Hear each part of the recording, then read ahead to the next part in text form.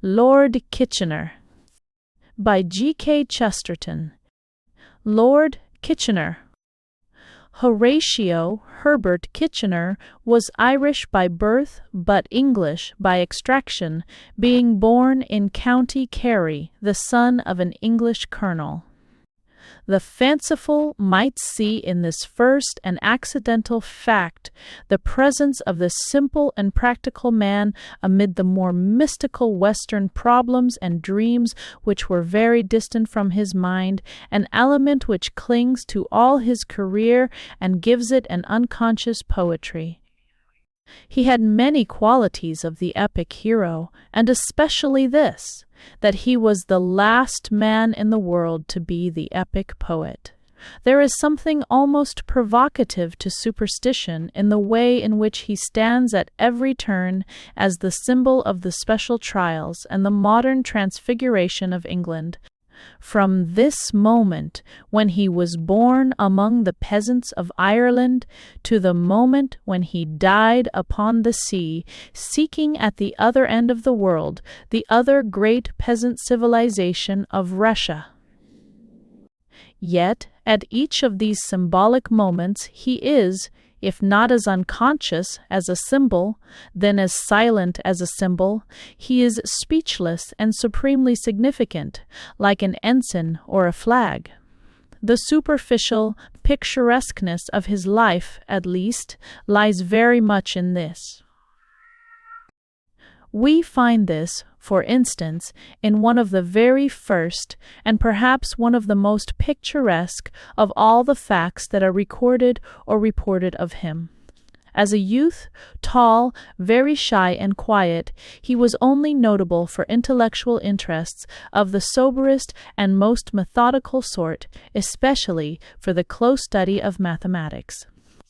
This also, incidentally, was typical enough, for his work in Egypt and the Sudan, by which his fame was established, was based wholly upon such calculations.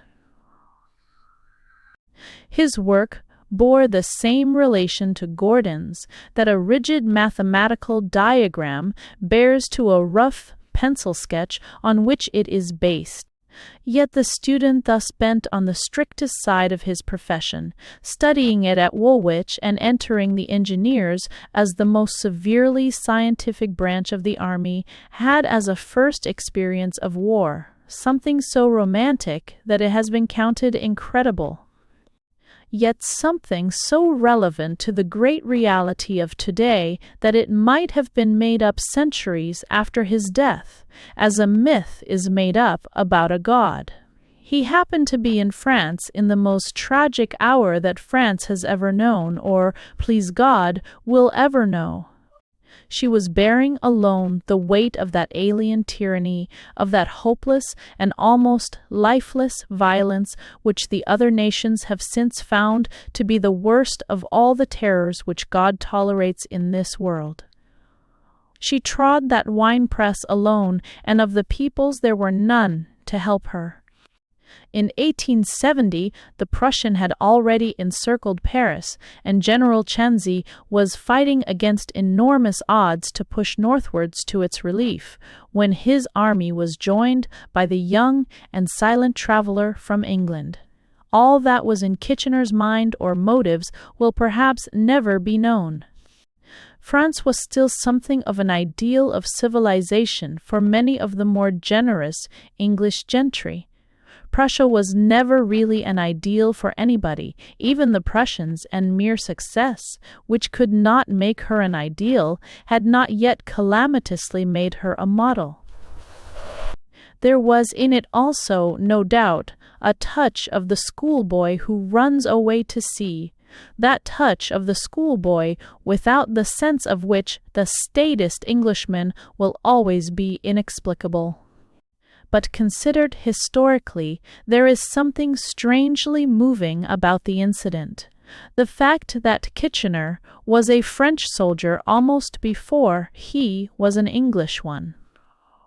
As Hannibal was dedicated in boyhood to war against the eagles of Rome, Kitchener was dedicated, almost in boyhood, to war against the eagles of Germany. Romance came to this realist, whether by impulse or by accident, like a wind from without, as first love will come to the woman. Hater.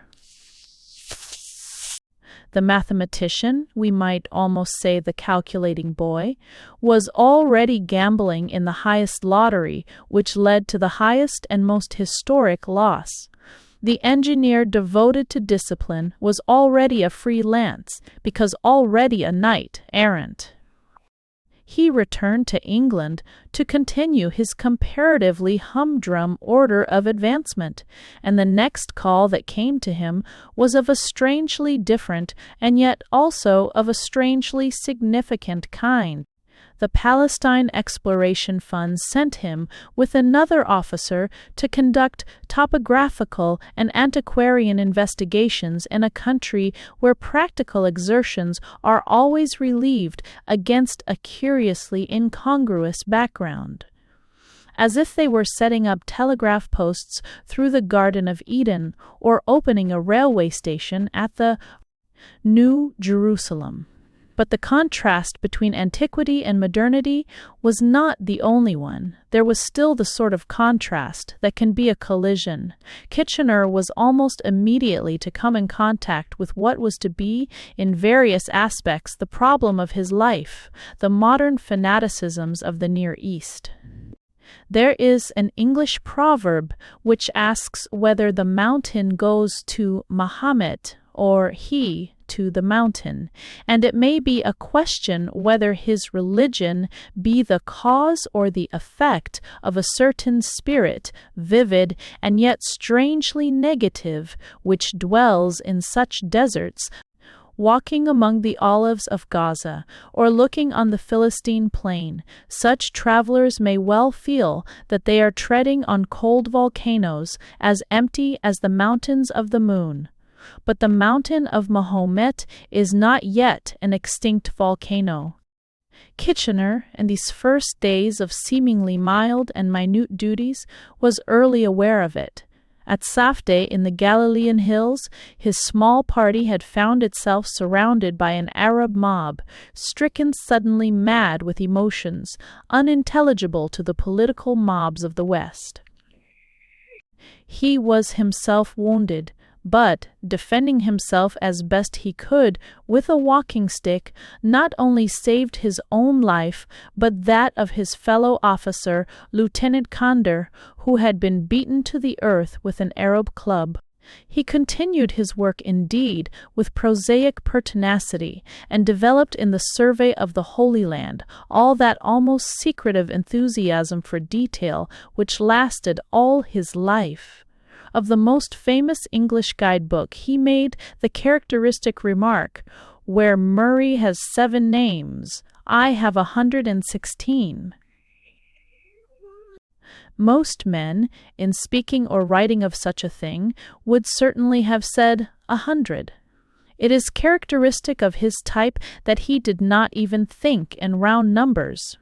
But there was in him, parallel to this almost arithmetical passion, another quality, which is, in a double sense, the secret of his life. For it was the cause of at least half his success, and yet he very successfully concealed it, especially from his admirers. The paradox of all this part of his life lies in this: that, destined as he was to be the greatest enemy of Mohammedanism, he was quite exceptionally a friend of Mohammedans. He had been first received in that land, so to speak, with a blow on the head, with a club. He was destined to break the sword of the last Arab conqueror, to wreck his holy city and treat all the religious traditions of it with a deliberate desecration which has often been held oppressive and was undoubtedly ruthless. Yet with the individual Muslim he had a sort of natural brotherhood which has never been explained. Had it been shown by a soldier of the Crusades, it would have been called witchcraft. There was mixed with it, no doubt, the deep Muslim admiration for mere masculinity, which has probably, by its exaggeration, permitted the Muslim subordination of women. But Kitchener, who was himself accused, rightly or wrongly, of a disdain for women, must have himself contributed some other element to the strangest of international sympathies. Whatever it was, it must be constantly kept in mind as running parallel to his scientific industry and particularity. For it was these two powers, used systematically for many years before the event, that prepared the ground for the overthrow of that wild papacy and wandering empire which so long hung in the desert like a mirage to mislead and to destroy. Kitchener was called away in 1878 to similar surveying duties in Cyprus, and afterwards in Anatolia, where the same faculty obtained him a firman, making him safe in all the holy cities of Islam. He also dealt much with the Turkish fugitives fleeing from the Russian guns to Erzurum, whither, so long after, the guns were to follow. But it is with his later summons to Egypt that we feel he has returned to the theatre of the great things of his life. It is not necessary in this rough sketch to discuss the rights and wrongs or the general international origin of the British occupation of Egypt. The degree of praise or blame to be given to the Khedive, who was the nominal ruler, or to Arabi, the nationalist leader, who for a time seized the chief power in his place. Kitchener's services in the operations by which Arabi was defeated were confined to some reconnaissance work immediately preceding the bombardment of Alexandria, and the problem with which his own personality became identified was not that of the government of Egypt, but of the more barbaric power beyond, by which Egypt and any powers ruling it came to be increasingly imperiled. And what advanced him rapidly to posts of real responsibility in the new politics of the country was the knowledge he already had of wilder men and more mysterious forces than could be found in Egyptian courts or even Egyptian camps. It was the combination, of which we have already spoken, of detailed experience and almost eccentric sympathy. In practice, it was his knowledge of Arabic, and still more, his knowledge of Arabs. There is in Islam a paradox which is perhaps a permanent menace. The great creed born in the desert creates a kind of ecstasy out of the very emptiness of its own land, and even, one may say, out of the emptiness of its own theology. It affirms, with no little sublimity, something that is not merely the singleness, but rather the solitude of God. There is the same extreme simplification in the solitary figure of the prophet, and yet this isolation perpetually reacts into its own opposite. A void is made in the heart of Islam which has to be filled up again and again by a mere repetition of the revolution that founded it. There are no sacraments. The only thing that can happen is a sort of apocalypse, as unique as the end of the world, so the apocalypse can only be repeated and the world end again and again and again. There are no priests, and yet this equality can only breed a multitude of lawless prophets almost as numerous as priests. The very dogma that there is only one Mahomet produces an endless procession of Mahomets. Of these, the mightiest in modern times were the man whose name was Ahmed, and whose more famous title was the Mahdi, and his more ferocious successor Abdullahi, who was generally known as the Khalifa. These great fanatics, or great creators of fanaticism, succeeded in making a militarism almost as famous and formidable as that of the Turkish Empire, on whose frontiers it hovered, and in spreading a reign of terror such as can seldom be organized except by civilization. With Napoleonic suddenness and success, the Mahdist hordes had fallen on the army of Hicks Pasha when it left its camp at Omdurman on the Nile opposite Khartoum and had cut it to pieces in a fashion incredible. They had established at Omdurman their holy city, the Rome of their nomadic Roman Empire. Towards that terrible place, many adventurous men, like poor Hicks, had gone and were destined to go. The sands that encircled it were like that entrance to the lion's cavern in the fable, towards which many footprints pointed, and from which none returned. The last of these was Gordon, that romantic and even eccentric figure of whom so much might be said. Perhaps the most essential thing to say of him here is that fortune once again played the artist in sending such a man, at once as the leader and the herald of a man like Kitchener, to show the way and to make the occasion, to be a sacrifice and a signal for vengeance. Whatever else there was about Gordon, there was about him the air not only of a hero, but of the hero of a tragedy. Something oriental in his own mysticism, something most of his countrymen would have called moonshine, something perverse in his courage, something childish and beautiful in that perversity, marked him out as the man who walks to doom, the man who in 100 poems or fables goes up to a city to be crucified. He had gone to Khartoum to arrange the withdrawal of the troops from the Sudan, the government having decided, if possible, to live at peace with the new Mahdist dictatorship. And he went through the deserts almost as solitary as a bird, on a journey as lonely as his end. He was cut off and besieged in Khartoum by the Mahdist armies and fell with the falling city. Long before his end, he had been in touch with Kitchener, now of the Egyptian Intelligence Department, and weaving very carefully a vast net of diplomacy and strategy in which the slayers of Gordon were to be taken at last. A well-known English journalist, Bennet Burleigh, wandering near Dongola, fell into conversation with an Arab who spoke excellent English, and who, with a hospitality highly improper in a Muslim, produced 2 bottles of claret for his entertainment.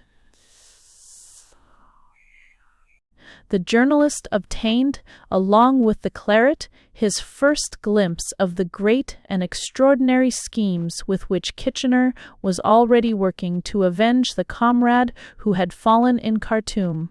This part of the work was as personal as that of a private detective plotting against a private murderer in a modern detective story. Kitchener had learned to speak the Arab tongue not only freely but sociably.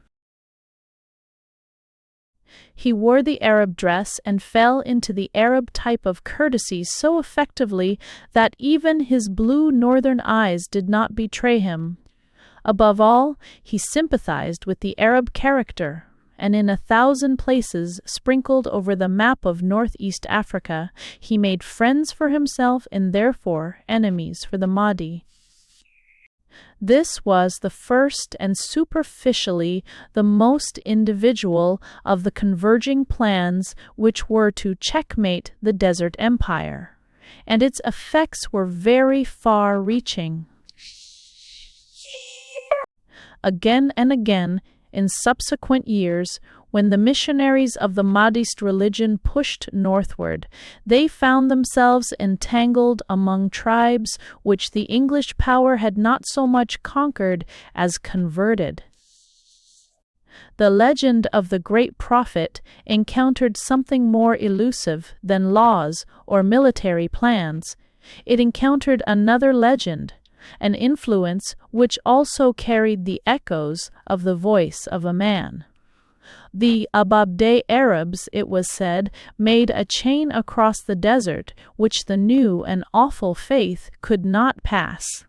The Mudir of Dongola was on the point of joining the ever-victorious Prophet of Omdurman. Kitchener, clad as an Arab, went out almost alone to speak with him.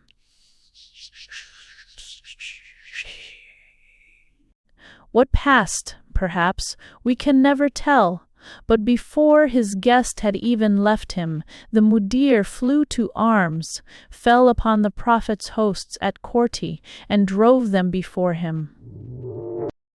The second and superficially more solid process of preparation is much better known. It was the education of the native Egyptian army. It is not necessary to swallow all the natural jingoism of English journalism in order to see something truly historic about the English officers' work with the fellahin, or native race of Egypt. For centuries they had lain as level as the slime of the Nile, and all the conquerors in the chronicles of men had passed over them like a pavement. Though professing the challenging creed of the Muslims, they seem to have reached something like the pessimist patience of the Hindus. To have turned this slime once more into a human river, to have lifted this pavement once more into a human rampart or barricade, is not a small thing, nor a thing that could possibly be done even by mere power, still less by mere money. And this Kitchener and his English companions certainly did. There must have been something much more than a mere cynical severity in organization in the man who did it. There must be something more than a mere commercial common sense in the nation in whose name it was done. It is easy enough, with sufficient dullness and greed of detail, to organize anything or anybody. It is easy enough to make people obey a bugle or a factory hooter as the Prussian soldiers obey a bugle, but it is no such trumpet that makes possible the resurrection of the dead. The success of this second of the three converging designs of Kitchener, the making of a new Egyptian army, was soon seen in the expedition against Dongola. It had been foreshadowed in a successful defense of Suakin, in which Kitchener was wounded. A defense against Osman Digna, perhaps the first of the Mahdist generals, whose own strongholds were eventually stormed at Gemaizeh and in the victory at Toski, where fell the great warrior Wad el-Enjume, whose strategy had struck down both Hicks and Gordon. In 1892, General, now Lord Grenfell, who had been Sirdar or Commander-in-Chief of the Egyptian army and ordered the advance at Toski, retired and left his post vacant. The great public servant, known latterly as Lord Cromer, had long had his eye on Kitchener and the part he had played, even as a young lieutenant, in the new military formation of the fellahin. He was now put at the head of the whole new army, and the first work that fell to him was leading the new expedition. In 3 days after the order was received, the force started at nightfall and marched southward into the night. The detail is something more than picturesque, for on all accounts of that formidable attack on the Mahdi's power, a quality of darkness rests, like a kind of cloud. It was, for one thing, a surprise attack, and a very secret one, so that the cloud was as practical as a cloak, but it was also the re-entrance of a territory which an instinct has led the English to call the Dark Continent, even under its blazing noon. There vast distances alone made a veil like that of darkness, and there the lives of Gordon and Hicks and hundreds more had been swallowed up in an ancient silence. Perhaps we cannot guess today, after the colder completion of Kitchener's work, what it meant for those who went on that nocturnal march. Who crept up in two lines, one along the river and the other along an abandoned railway track, moving through the black night, and in the black night encamped and waited for the rising of the moon. Anyhow, the tale told of it strikes this note, especially in one touch of what can only be called a terrible triviality. I mean the reference to the new noise heard just before daybreak, revealing the nearness of the enemy, the dreadful drum of Islam, calling for prayer to an awful God. A God not to be worshipped by the changing and sometimes cheerful notes of harp or organ, but only by the drum that maddens by mere repetition. But the third of Kitchener's lines of approach remains to consider. The surprise attack, which captured the riverside village of Firket, had eventually led, in spite of storms that warred on the advance like armies, and in one place practically wiped out a brigade, to the fall of Dongola itself. But Dongola was not the high place of the enemy. It was not there that Gordon died or that Abdullahi was still alive. Far away up the dark river were the twin cities of the tragedy, the city of the murder and the city of the murderer. It was in relation to this fixed point of fact that Kitchener's next proceeding is seen to be supremely characteristic. He was so anxious to do one thing that he was cautious about doing it. He was more concerned to obtain a success than to appear to deserve it. He did not want a moral victory, but a mathematical certainty. So far from following up the dash in the dark upon Firket or Dongola, with more romantic risks, he decided not to advance on the Mahdi's host a minute faster than men could follow him building a railway. He created behind him a colossal causeway of communications, going out alone into wastes where there was and had been no other mortal trace or track. The engineering genius of Girard, a Canadian, designed and developed it with what was, considering the nature of the task, brilliant rapidity, but by the standards of desert warfare, it must have seemed that Kitchener and his English made war as slowly as grass grows or orchards bear fruit. The horsemen of Araby, darting to and fro like swallows, must have felt as if they were menaced by the advance of a giant snail. But it was a snail that left a shining track unknown to those sands. For the first time since Rome decayed, something was being made there that could remain. The effect of this growing road, one might almost say this living road, began to be felt. Mahmud, the Mahdist military leader, fell back from Berber and gathered his hosts more closely round the sacred city on the Nile.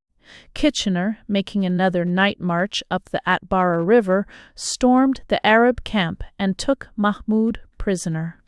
Then at last he moved finally up the western bank of the Nile and came in sight of Omdurman. It is somewhat of a disproportion to dwell on the fight that followed and the fall of the great city.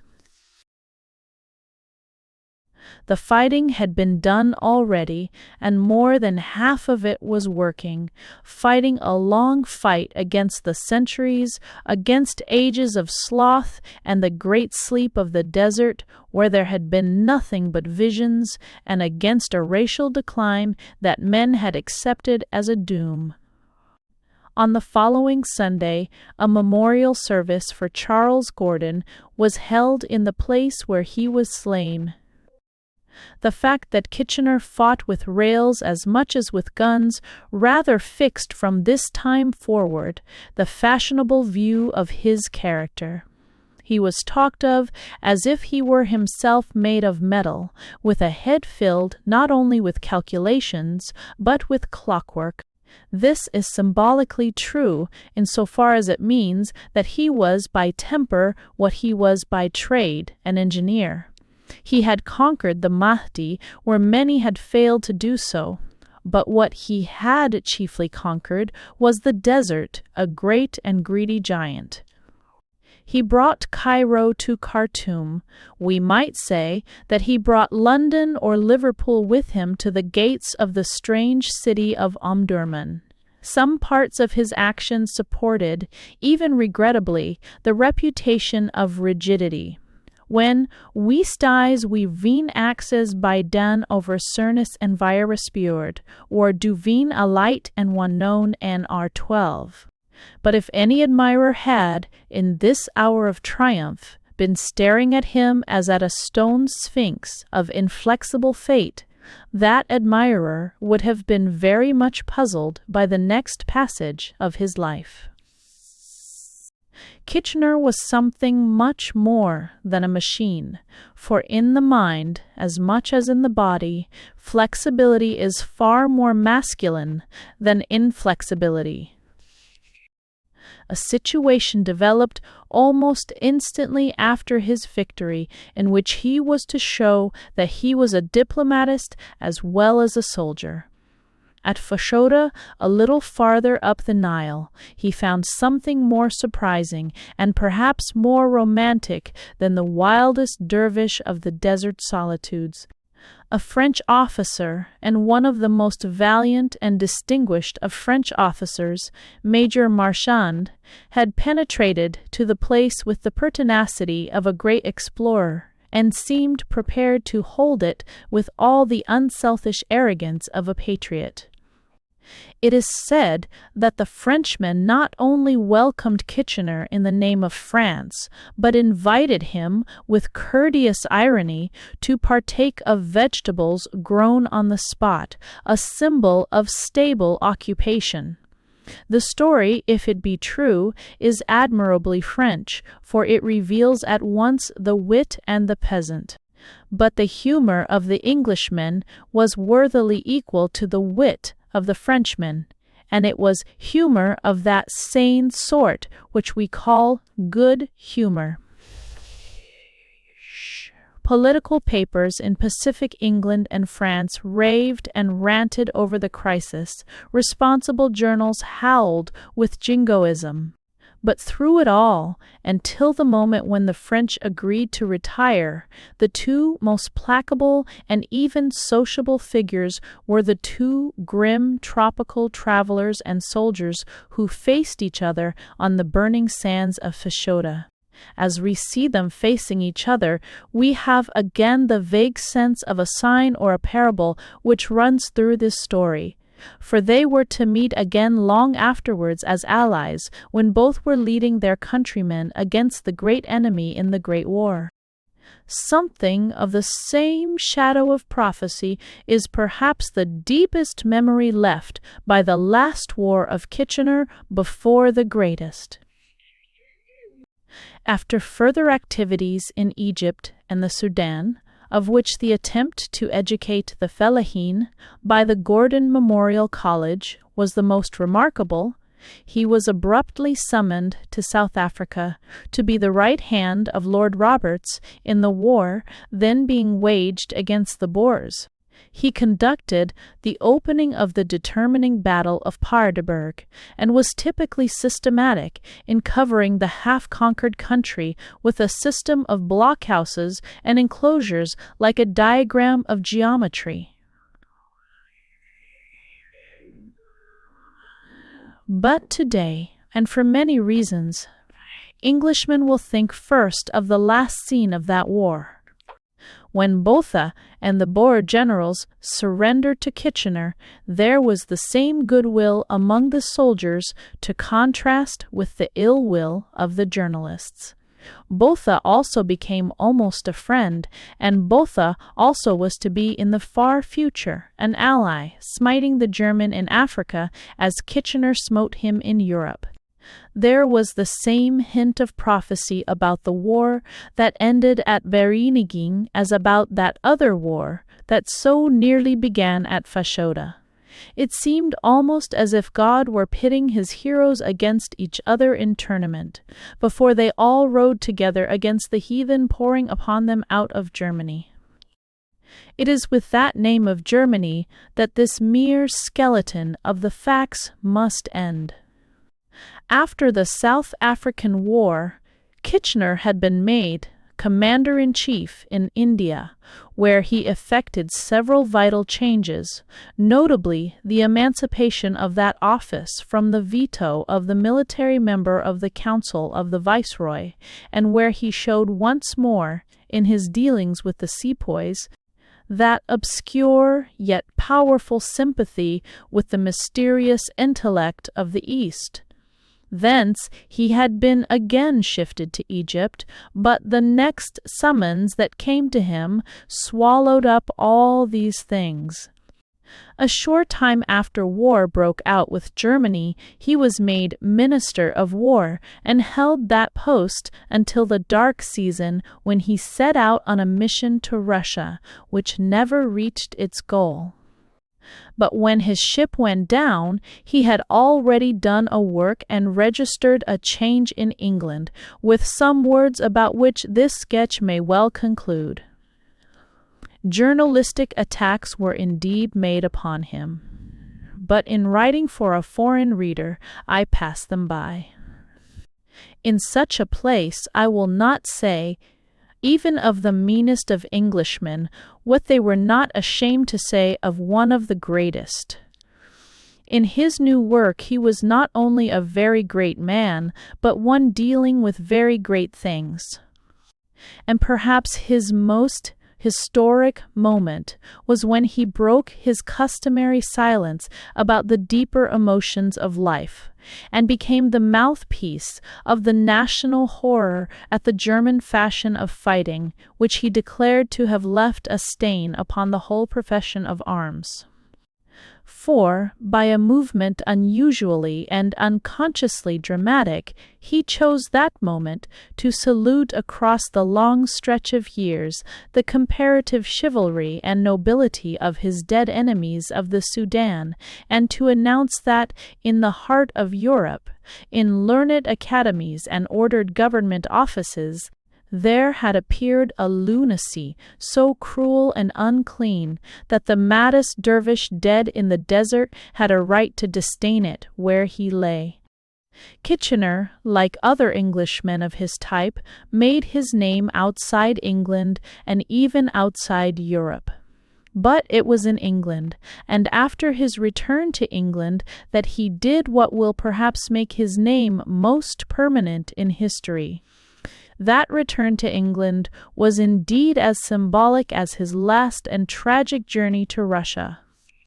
Both will stand as symbols of the deepest things which are moving mankind in the Great War. In truth, the whole of that great European movement, which we call the cause of the Allies, is in itself a homeward journey. It is a return to native and historic ideals after an exile in the howling wilderness of the political pessimism and cynicism of Prussia. After his great adventures in Africa and Asia, the Englishman has rediscovered Europe, and in the very act of discovering Europe, the Englishman has at last discovered England. The revelation of the forces still really to be found in England itself, when all is said that can possibly or plausibly be said against English commercialism and selfishness, was the last work of Lord Kitchener. He was the embodiment of an enormous experience which has passed through imperialism and reached patriotism.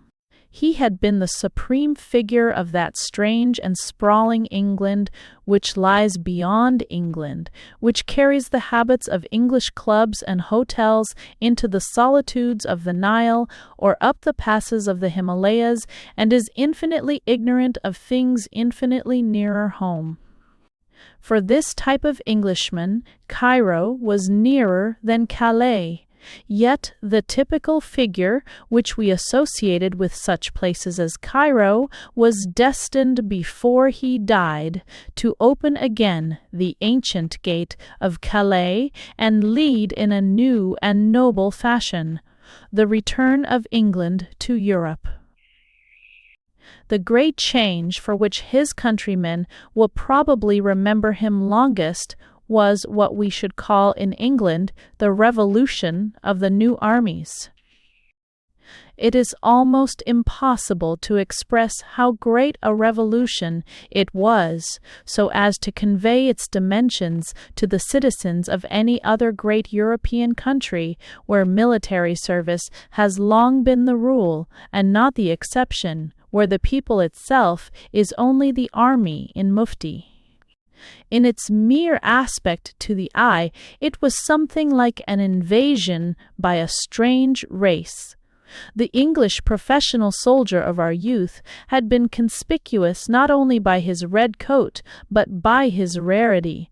When rare things become common, they do not become commonplace.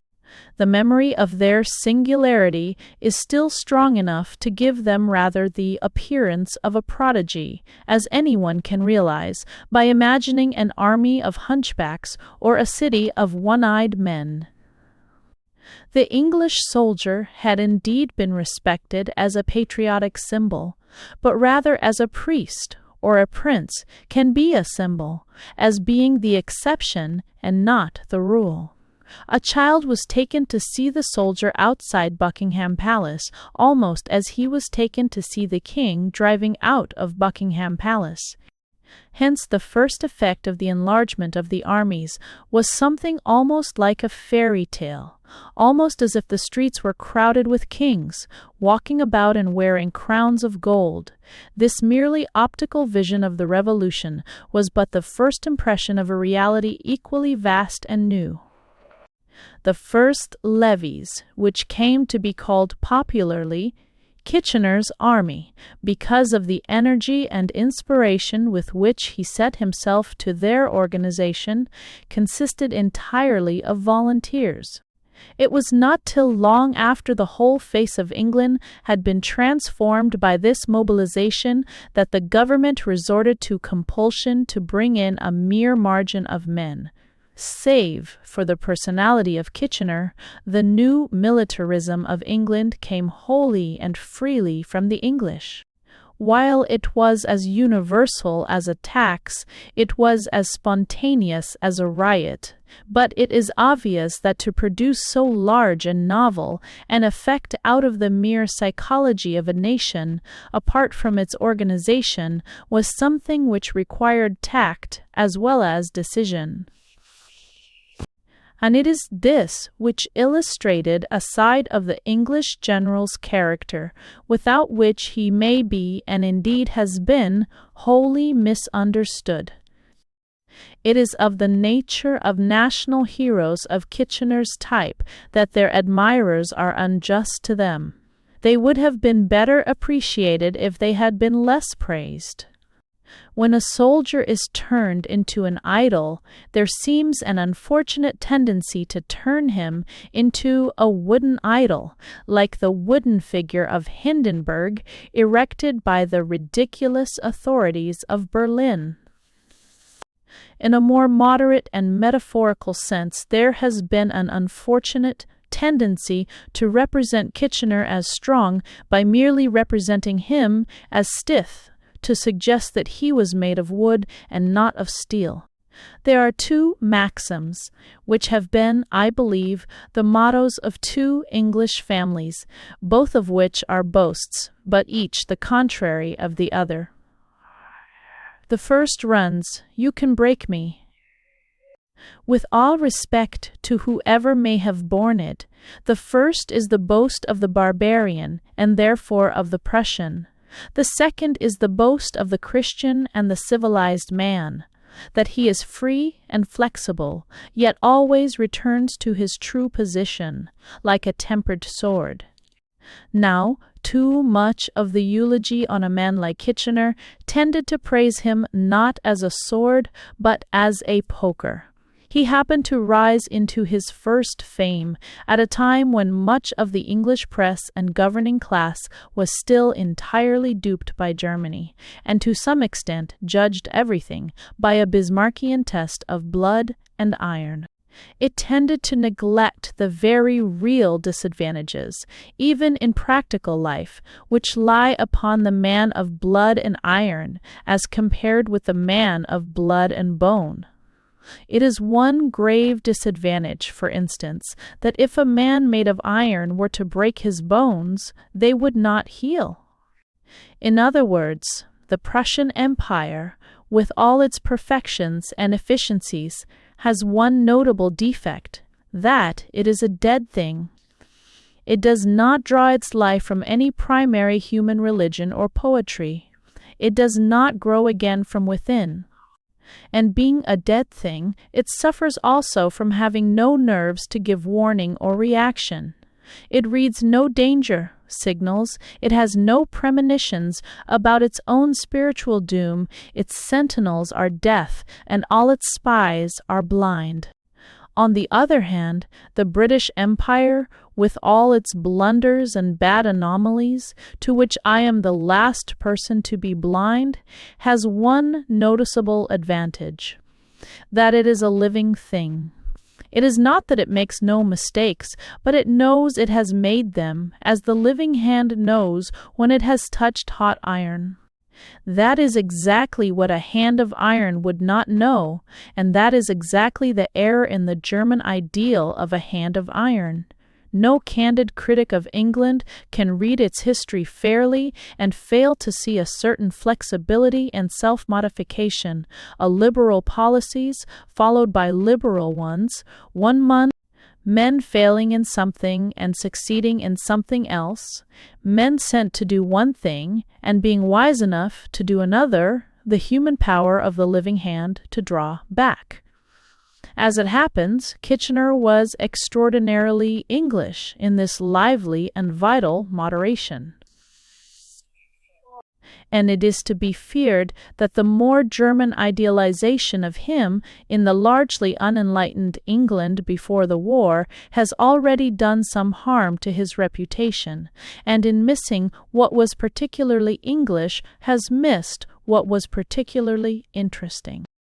Lord Kitchener was personally a somewhat silent man, and his social conventions were those of the ordinary English officer, especially the officer who has lived among Orientals, conventions which in any case tend in the direction of silence.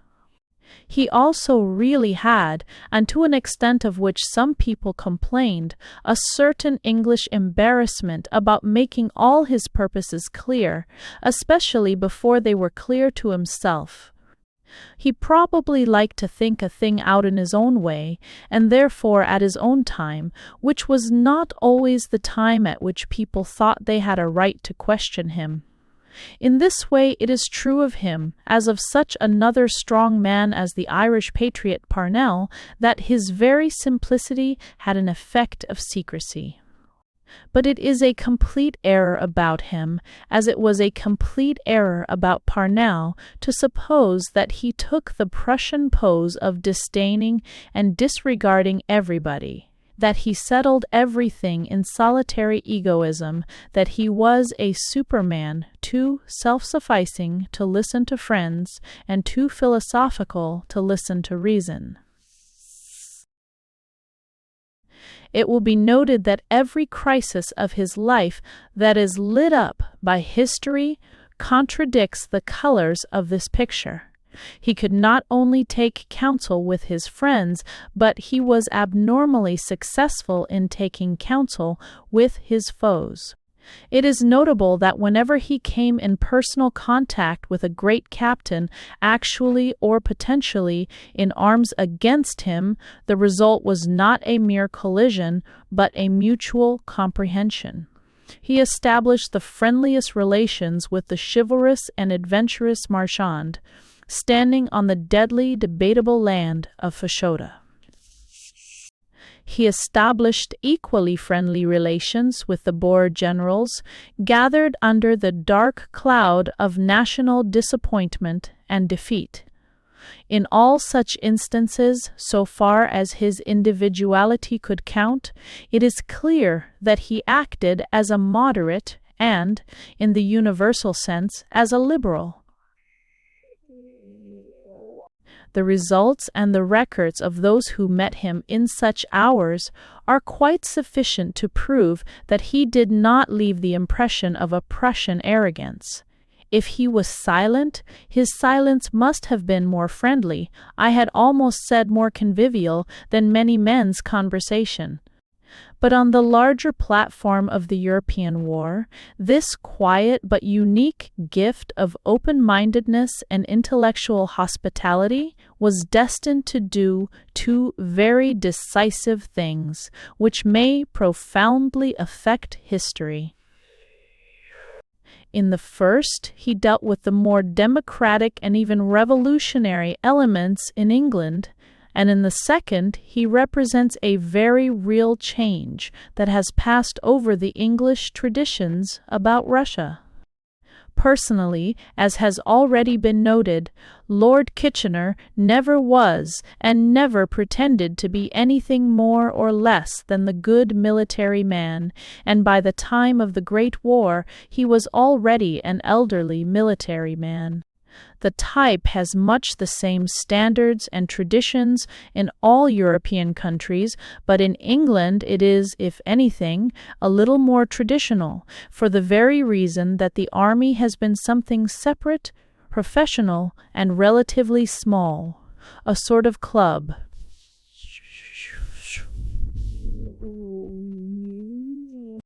The military man was all the more military because the nation was not military. Such a man is inevitably conservative in his views, conventional in his manners, and simplifies the problem of patriotism to a single-eyed obedience. When he took over the business of raising the first levies for the present war, he was confronted with the problem of the English trades unions, the very last problem in the world which one could reasonably expect such a man to understand. And yet he did understand it. He was perhaps the only person in the governing class who did. If it be hard to explain to the richer classes in England, it is almost impossible to explain to any classes in any other country, because the English situation is largely unique. There is the same difficulty as we have already found in describing how vast and even violent a transformation scene. The growth of the great army appeared, it has been almost impossible to describe it to the chief conscript countries which take a great army for granted. The key to the parallel problem of the trades unions is simply this, that England is the only European country that is practically industrial and nothing else. Trades unions can never play such a part in countries where the masses live on the land. Such masses always have some status and support. Why? Yes, even if they are serfs. The status of the English workman is not in the earth, it is, so to speak, in the air, in a scaffolding of artificial abstractions, a framework of rules and rights, of verbal bargains, or paper resolutions. If he loses this, he becomes nothing so human or homely as a slave. Rather, he becomes a wild beast, a sort of wandering vermin with no place in the state at all. It would be necessary to explain this and a great deal more, which cannot possibly be explained here before we could measure the enormity of the enigma facing the British official who had to propose to the English the practical suspension of the trades unions. To this must be added the fact that the unions, already national institutions, had just lately been in a ferment with new and violent doctrines.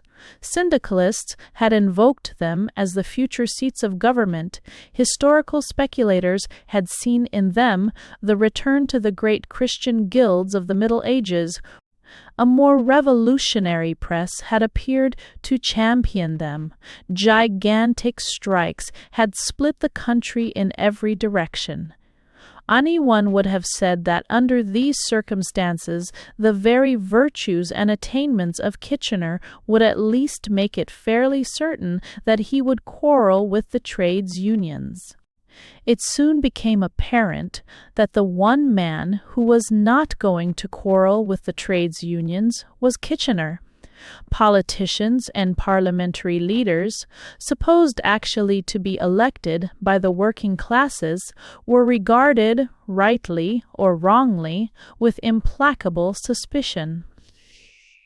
The elderly and old-fashioned Anglo-Egyptian militarist, with his doctrine and discipline of the barrack-room and the drumhead court-martial, was never regarded by the workers with a shade of suspicion.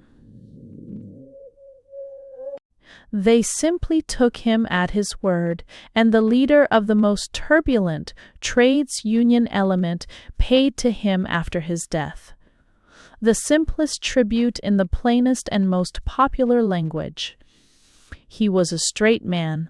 I am so antiquated as to think it a better epitaph than the fashionable phrase about a strong man. Some silent, indescribable geniality of fairness in the man once more prevailed against the possibility of passionate misunderstandings, as it had prevailed against the international nervousness of the atmosphere of Fashoda, or the tragic border feud of the Boers. I suspect that it lay largely in the fact that this great Englishman was sufficiently English to guess one thing missed by many more sophisticated people: that the English trades unions are very English. For good or evil, they are national. They have very little in common with the more international socialism of the continent, and nothing whatever in common with the pedantic socialism of Prussia. Understanding his countrymen by instinct, he did not make a parade of efficiency, for the English dislike the symbols of dictatorship much more than dictatorship. They hate the crown and scepter of the tyrant much more than his tyranny. They have a national tradition which allows of far too much inequality so long as it is softened with a certain camaraderie, and in which even snobs only remember the coronet of a nobleman on condition that he shall himself seem to forget it. The other matter is much more important. Though the reverse of vivacious, Kitchener was very vital, and he had one unique mark of vitality, that he had not stopped growing. An oak should not be transplanted at 60, said the great orator, Grattan, when he was transferred from the Parliament of Dublin to the Parliament of Westminster. Kitchener was 64 when he turned his face westward to the problem of his own country. There clung to him already all the traditional attributes of the oak: its toughness, its angularity, its closeness of grain and ruggedness of outline. When he was uprooted from the Arabian sands and replanted in the remote western island, yet the oak not only grew green again and put forth new leaves, it was almost as if, as in a legend, it could put forth a new kind of leaves. If a change of opinions is unusual in an elderly man, it is almost unknown in an elderly military man. If the hardening of time was felt even by the poetic and emotional Grattan, It would not have been strange if the hardening had been quite hopeless in the rigid and reticent money state, Kastner Bast. Yet it was not hopeless, and the fact became the spring of much of the national hope. The grizzled martinet from India and Egypt showed a certain power which is in nearly all great men, but of which St. Paul has become the traditional type, the power of being a great convert as well as a great crusader. It is the real power of reforming an opinion, which is the very opposite of that mere formlessness which we call fickleness. Paul, altogether historically disproportionate, for the point upon which this very typical Englishman changed his mind was a point which is now the pivot of the whole future and perhaps of the very existence of Christendom. For many such Englishmen, it might almost be called the discovery of Christendom. It can be called with greater precision, and indeed with almost complete precision, the discovery of Russia. Military bureaucratic systems everywhere have too much tendency to work upon one idea, and there was a time when the military and bureaucratic system of the British in the East worked on the idea of the fear of Russia. It is needless here to explain that sentiment, and useless to explain it away. It was partly a mere tradition from the natural jingoism of the Crimean War.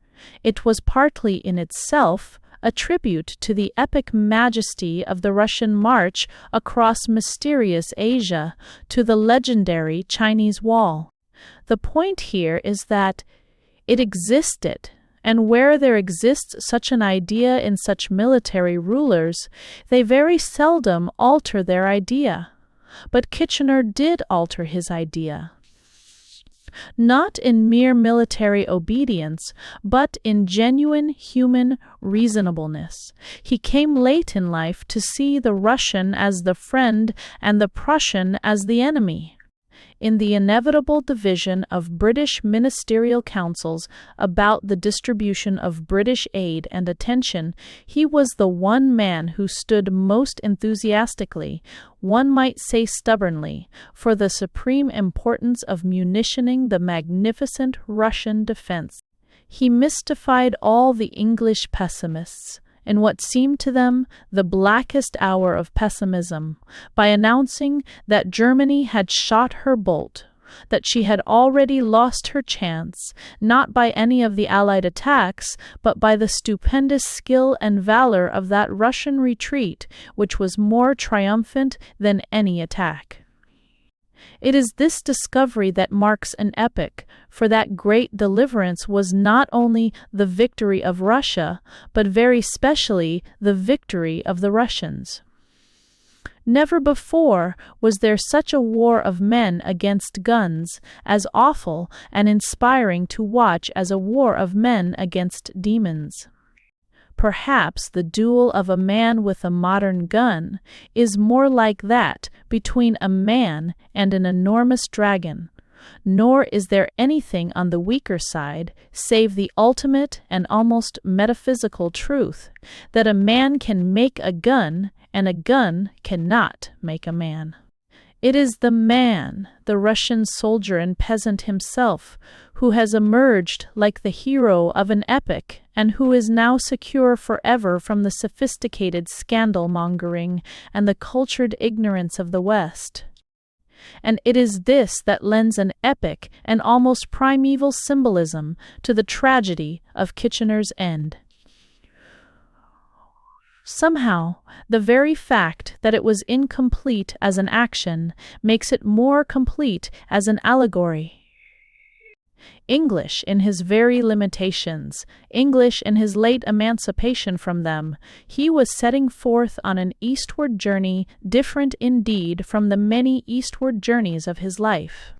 There are many such noble tragedies of travel in the records of his country. It was so, silently, without a trace, that the track of Franklin faded in the polar snows or the track of Gordon in the desert sands. But this was an adventure, new for such adventurous men, the finding not of strange foes but of friends yet stranger. Many men of his blood and type, simple, strenuous, somewhat prosaic, had threaded their way through some dark continent to add some treasure or territory to the English name. Was seeking what for us his countrymen has long been a dark continent, but which contains a much more noble treasure, the glory of a great people, long hidden from the English by accidents and by lies, lay before him at his journey's end. That journey was never ended. It remains like a mighty bridge, the mightier for being broken, pointing across a chasm and promising a mightier thoroughfare between the east and west. In that waste of seas beyond the last northern islets where his ship went down, one might fancy his spirit standing, a figure frustrated yet prophetic, and pointing to the east, whence are the light of the world and the reunion of Christian men. Printed in Great Britain by The Field and Queen, Horace Cox, Liberty, It Divriest Records, A Levity, Spreem's Buildings, London, EC4. Thanks for listening to Lord Kitchener by G. K. Chesterton.